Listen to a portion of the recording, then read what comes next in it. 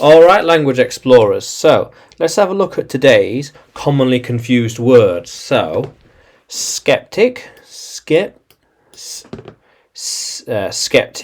and septic.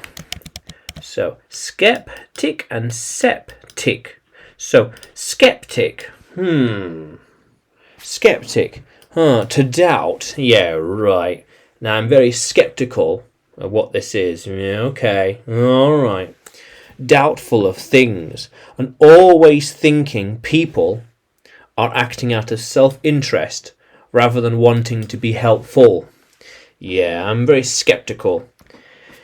He was very skeptic about their choices. She is very skeptical of people. Yeah. Skeptical, yeah, I don't think they're telling the truth. She doubts they are telling the truth and is very skeptical. Yeah, I don't think so. That's not true. Yeah, skeptical. Yeah. How cool is that? He was trained to be skeptic about them. Yeah. Since that happened, he has always been skeptical. Yeah.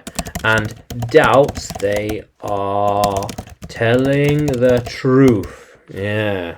Yeah. How cool is that, language explorers? Yeah.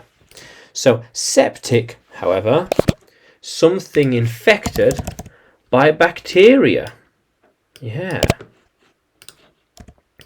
Something infected by bacteria. It is a septic infection. And so we need to use antiseptic to clean it. Antiseptic. So septic infections need to be cleaned as soon as possible. Cleaned, yeah. Because when bacteria gets into a cut or wound, then it can get septic and it needs operating on now.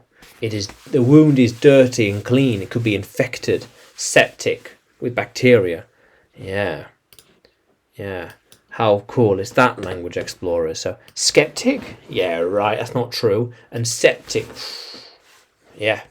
So can you use these words in a sentence? Can you write them in the comments below? And like the video, subscribe to the channel. More videos to come, more lessons to come.